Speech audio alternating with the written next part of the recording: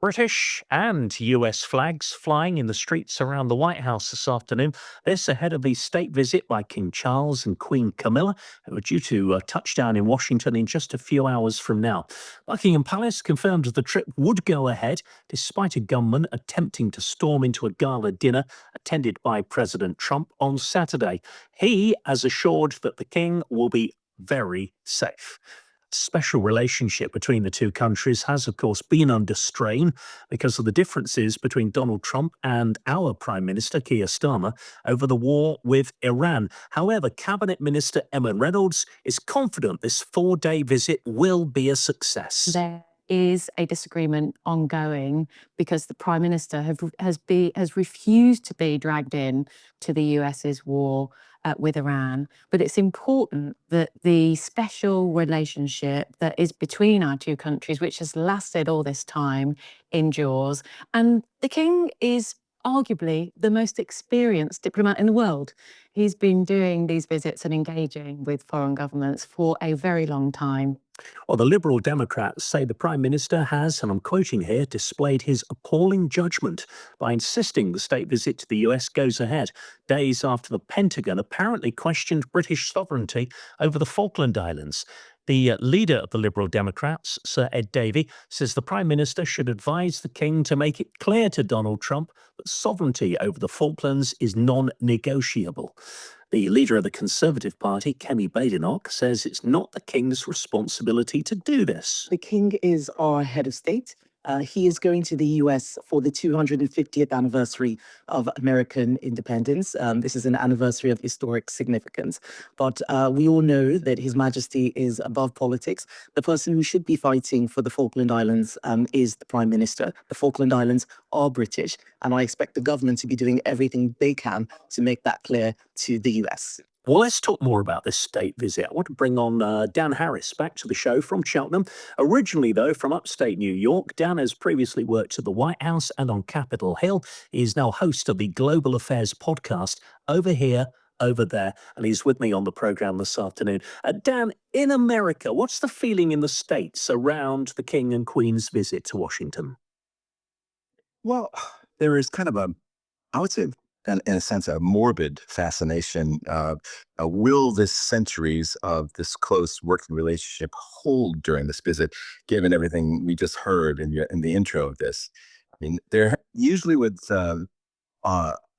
visits like this, there's the usual revolving door of dignitaries, government leaders, politicians, celebrities.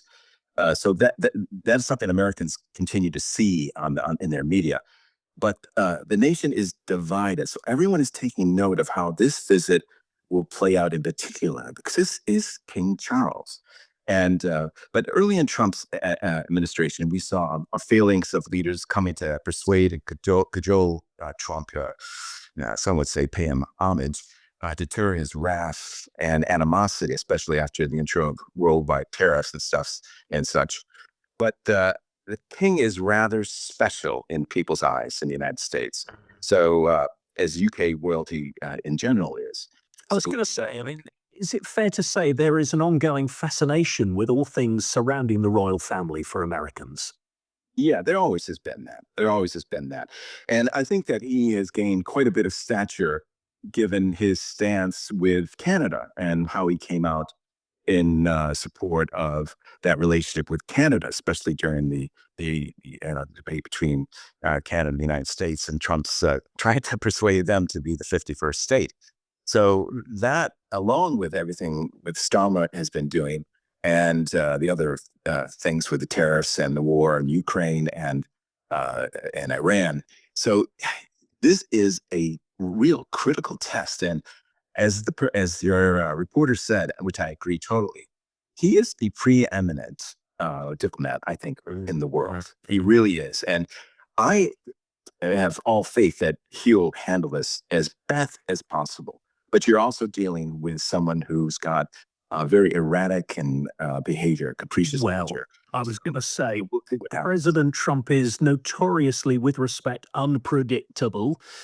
With that in mind, are you confident that the so-called special relationship could be repaired, fixed somewhat?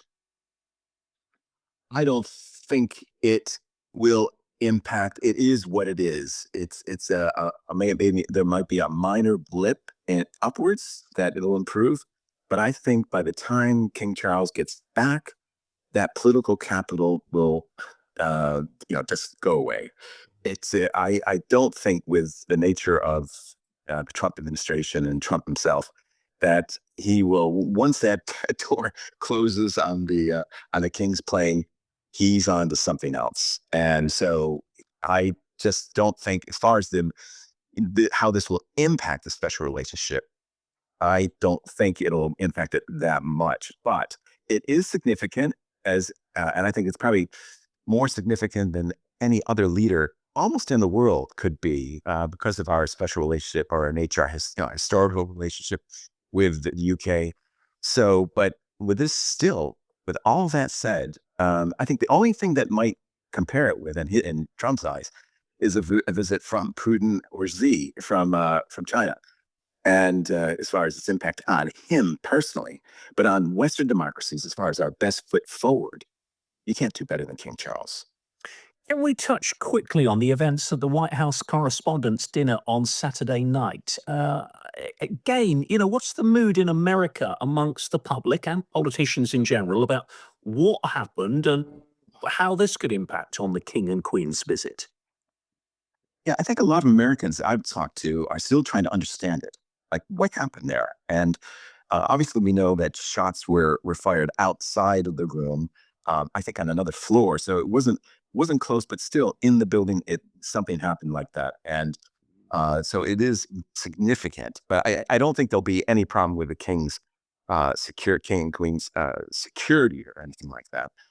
But it really does color things a little bit, as far as visits like this go, and just the mood.